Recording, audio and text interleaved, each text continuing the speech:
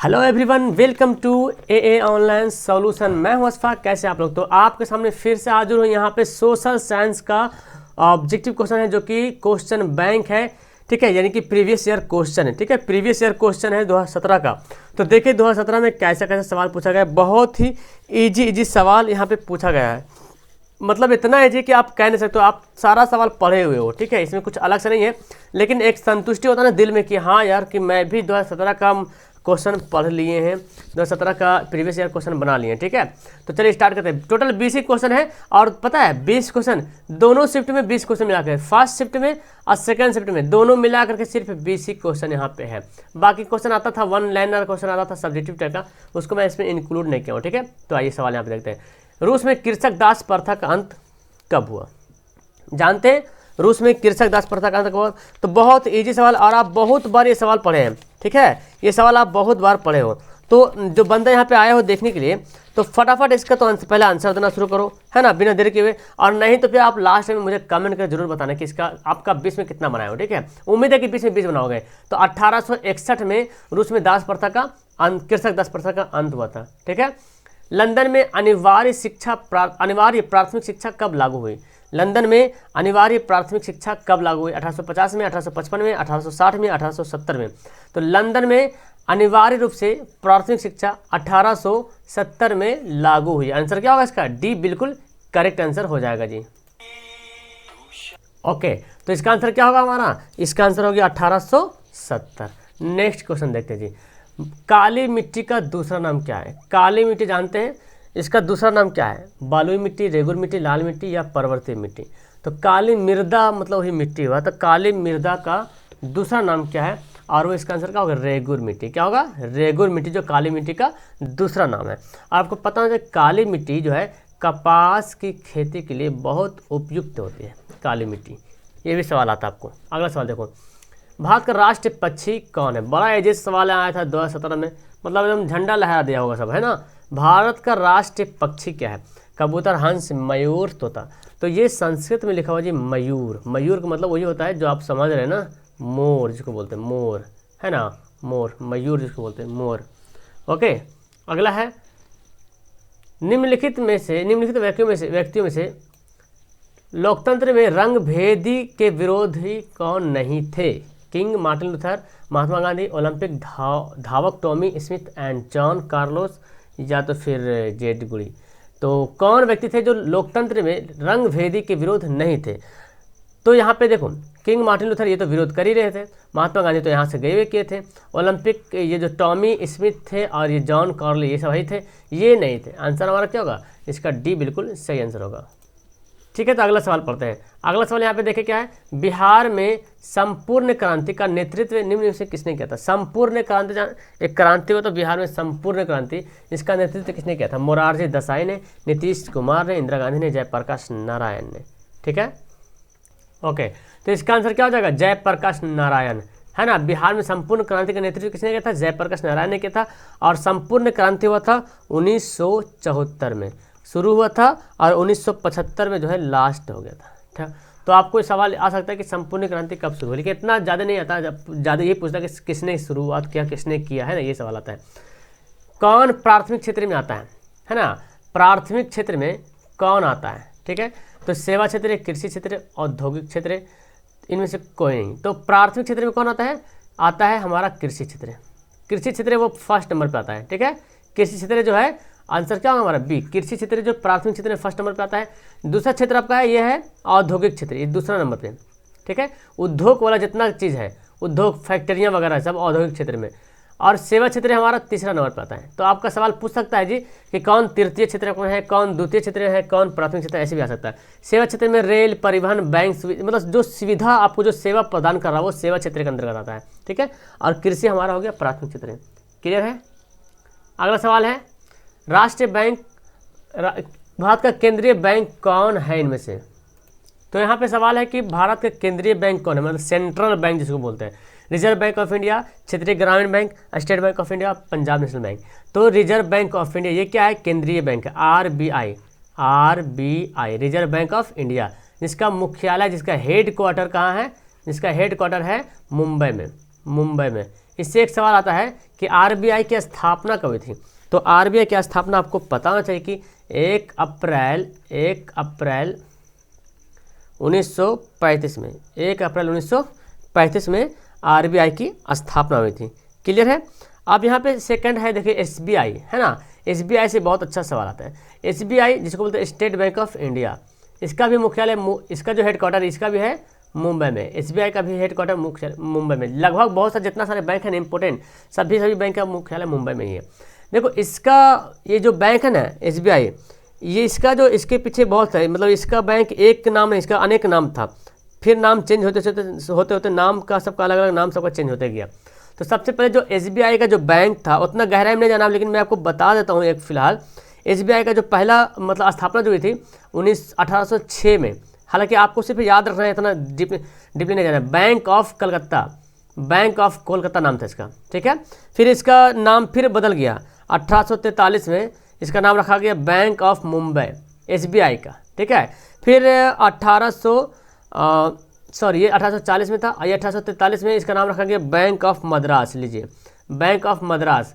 और लास्ट में इसके पहले, इसके बाद फिर हो गया था 1921 में imperial bank of India, imperial bank of India, ये नाम हो गया था। और इसके बाद 1955 में इसका नाम SBI, state bank of India. तो आपसे सवाल पूछ सकता है कि एसबीआई की स्थापना कब हुई थी, तो 1955 में हुई थी। फिर सवाल पूछ सकता है कि एसबीआई का पुराना नाम क्या था। तो हालांकि सवाल में नहीं है, लेकिन मैं बताता हूँ, इंपेरियल बैंक ऑफ इंडिया। क्या नाम था पुराना नाम था इंपेरियल बैंक ऑफ इंडिया नाम था इसका। और एक है आपका पंजाब नेशनल बैंक, जिसको बोलते हैं पीएनबी, है ना। इसकी स्थापना आप याद कर लीजिए 1894 में। 1894 में पीएनबी की स्थापना हुई थी। और इसका मुख्यालय जो अभी है वो है दिल्ली में। कहाँ है, दिल्ली में, याद रखिएगा, ठीक है। यानी कि पंजाब नेशनल बैंक का जो हेड क्वार्टर है वो न्यू दिल्ली, है ना, न्यू दिल्ली में। बाकी एसबीआई और आरबीआई का मुंबई में है। क्लियर है। अगला सवाल देखो, अगला है क्या है कि बाढ़ क्या है। देखो बड़ा इजी से सवाल आ गया यहाँ पे, बाढ़ क्या है। तो बाढ़ जानते हैं ना, फ्लड जो बाढ़ आ जाता है।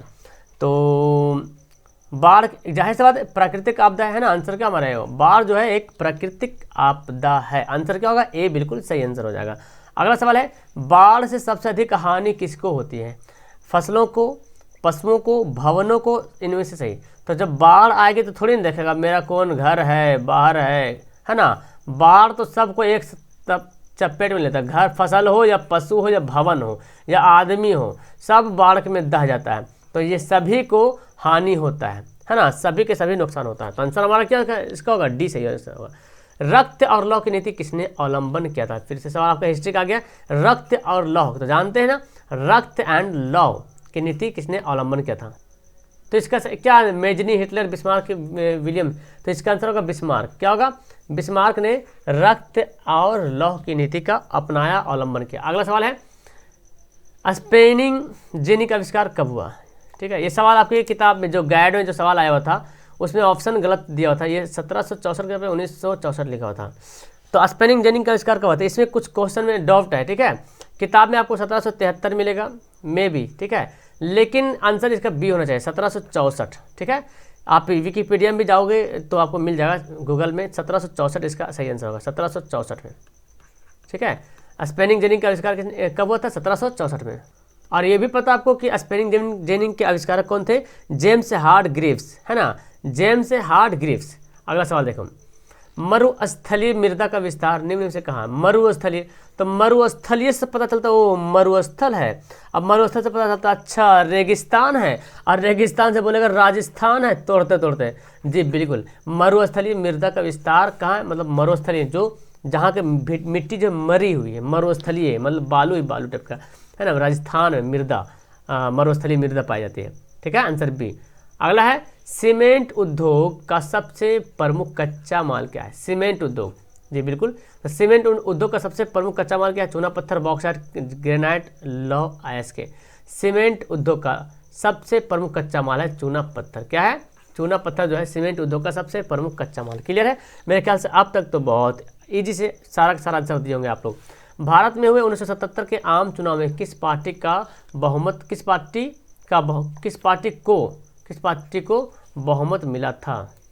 जी, तो इसका आंसर क्या होगा? इसका आंसर होगा जनता पार्टी। जनता पार्टी जिसके नेतृत्व करने वाले थे मोरारजी देसाई, आपको पता होगा, ठीक है।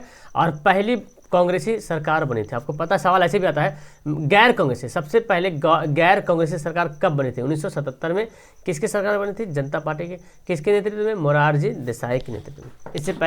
इससे पहले जो है कांग्रेस की सरकार चल रही थी। और इससे पहले इंदिरा गांधी जो है प्रधानमंत्री थी। 1975 में आपातकाल भी देश में लागू हुआ था इंदिरा गांधी के समय। क्लियर है?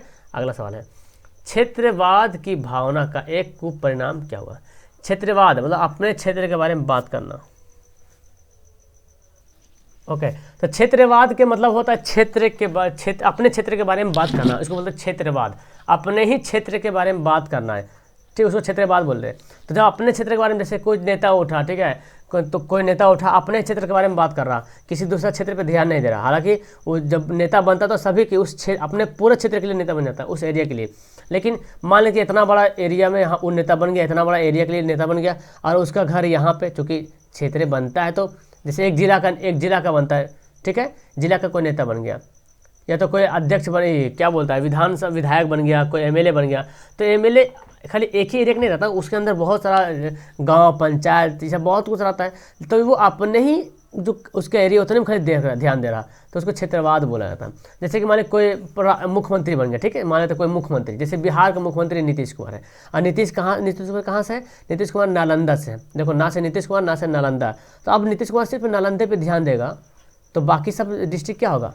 तो ये हो गया क्षेत्रवाद की भावना, ठीक है। तो ये सब तो इसमें नहीं देखते, मतलब जो मुख्यमंत्री और प्रधानमंत्री सब में तो उतना नहीं दिखता है, बल्कि जो विधायक वगैरह रहता है उस सब में ज़्यादा दिखता है। तो उसमें अलगाववाद की भावनाएं पैदा होती हैं, ठीक है। अगला सवाल है, जिस देश की राष्ट्रीय आय सर्वाधिक होगी वह देश क्या कहलाएगा? जाहिर सी बात, जिस देश की राष्ट्रीय आय सबसे ज़्यादा होगा, कितना इनकम हो रहा है देश में, देश के इंटरनल में घरेलू उत्पाद जो भी हो, कितना इनकम हो रहा, और विदेशी से मूल्य कितना आ रहा देश में, वो सब सभी जोड़ के राष्ट्रीय आय कहलाता है। तो वह देश क्या कहलाएगा? वह देश कहलाएगा विकसित। क्या कहलाएगा? विकसित देश कहलाएगा। क्या कहलाएगा? विकसित। तो मतलब राष्ट्रीय आय से ही हमको ज्ञात होता है कि कौन सा देश विकसित है, कौन सा अविकसित है, कौन सा अर्ध विकसित है। राष्ट्रीय आय ही बताता है। और इसे प्रति व्यक्ति आय बहुत बड़ा रोल, प्रति व्यक्ति आय बहुत बड़ा रोल निभाता है। आपको प्रति व्यक्ति आय का फॉर्मूला भी पता होना चाहिए। प्रति व्यक्ति आय का फॉर्मूला है देश का कुल आय, देश का कुल इनकम, है ना, कुल आय बटा कुल देश की संख्या, है ना, कुल देश की जनसंख्या, देश की कुल जनसंख्या, है ना, देश की कुल जनसंख्या। तो जितना इनकम हो रहा देश में और जितना आदमी है उससे डिवाइड करेंगे तो प्रति व्यक्ति आय निकलता है, आपको पता होगा, ठीक है। चलिए, ओके, तो आंसर हो गया। नेक्स्ट सवाल देखो, प्रत्यक्ष कर के अंतर्गत निम्न में से कौन से शामिल है? प्रत्यक्ष कर मतलब डायरेक्ट, प्रत्यक्ष मतलब क्या होता है? डायरेक्ट कर। अब डायरेक्ट मतलब क्या होता है? यानी कि जनता से जो टैक्स लिया जाता है ना, वो डायरेक्ट जाता है सेंट्रल में। डायरेक्ट किसके पास जाता है? सेंट्रल, है ना, सेंट्रल केंद्र सरकार के पास जाता है डायरेक्ट, ये बोलते हैं प्रत्यक्ष कर, केंद्र सरकार। एक होता है अप्रत्यक्ष कर। अप्रत्यक्ष मतलब कि पहले जो स्टेट का जो सरकार है उसके पास जाएगा, उससे कुछ परसेंट उधर जाएगा, ठीक है। तो प्रत्यक्ष कर यहाँ पे है आयकर, कौन है? इनकम टैक्स, जिसको बोलते हैं इनकम टैक्स, है ना। और बाकी उत्पाद कर, बिक्री कर, ये सब जो है ना अप्रत्यक्ष कर है। ओके, तो क्लियर है।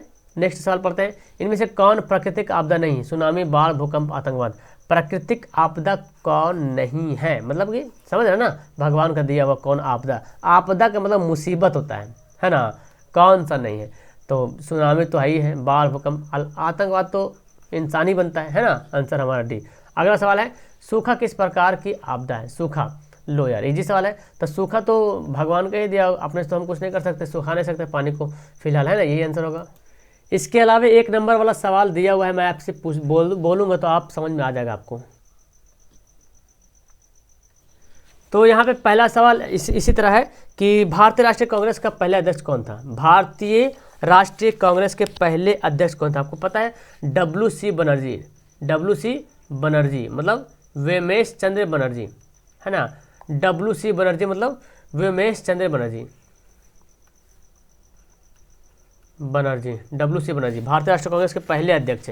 और अगर आप पूछ ले भारतीय राष्ट्रीय कांग्रेस के पहले महिला अध्यक्ष कौन थी, पहली महिला अध्यक्ष, तो एनी बेसेंट हो जाएगा। क्या हो जाएगा, एनी बेसेंट, ठीक है, पहली महिला। और बोले भारतीय राष्ट्रीय कांग्रेस की पहली भारतीय महिला कौन थी, सिर्फ महिला अगर पूछा जाए तो एनी बेसेंट होगा। और भारतीय महिला पूछा पहली बार, पहली भारतीय महिला कौन थी, WC इसका क्या सवाल था भारतीय राष्ट्रीय कांग्रेस का, तो हो जाएगा सरोजिनी नायडू। क्या हो जाएगा, सरोजिनी नायडू।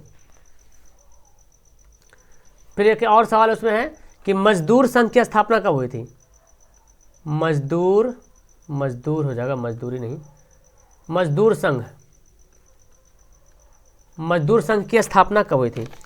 मजदूर संघ अधिनियम भी है, मजदूर संघ अधिनियम की स्थापना हुई थी 1526 में। तो ये कुछ सवाल था। उसके बाद और आपको सवाल मिल जाएगा। सवाल है कि भाखड़ा नांगल परियोजना किस नदी पर है, भाखड़ा जानते हैं ना, भाखड़ा नांगल परियोजना, भाखड़ा नांगल परियोजना जो है किस नदी पर है, तो वो है सतलज नदी पे, ठीक है, जो कि पड़ता है उड़ीसा में, सतलज नदी पे, जो कि पड़ता है कहाँ, उड़ीसा में पड़ता है। इस तरह के कुछ सवाल था और बाकी तो सब इजी सवाल था, बाकी यही सब सवाल है ना, जो मैं बताया हूँ। फिलहाल आपको समझ में आ गया यहाँ पे, है ना। वीडियो के यहाँ पे करता हूँ लास्ट, और फिर नेक्स्ट टाइम में इसी दिन, है ना, अगले सप्ताह इसी दिन जो है, अगले सप्ताह नहीं, मैं आपको बोला था सप्ताह में मैं 2 दिन आपको जल्दी फटाफट करके पहले ये तो ख़त्म करूँगा, और ये तो तुरंत ख़त्म हो जाएगा। ये तो इसमें एक ही में दोनों सेमेस्टर आ गया, दोनों शिफ्ट आ गया एक ही में, क्योंकि क्वेश्चन ही कम था। तो पहले मैं आपका क्वेश्चन बैंक पहले फिनिश करूँगा, पहले जो मैं जिम्मेदारी लिया हूँ उसको ईमानदारी से पर निभा दूँ। 2011 तक मैं आपको क्वेश्चन बैंक प्रोवाइड कर दूँगा, आप देख लेना, संतुष्ट हो जाएगा कि ये सवाल था, ठीक है। उसके बाद फिर हम आपको बताएंगे। ओके, वीडियो को यहाँ पे करता हूँ last. That's all, thank you, bye.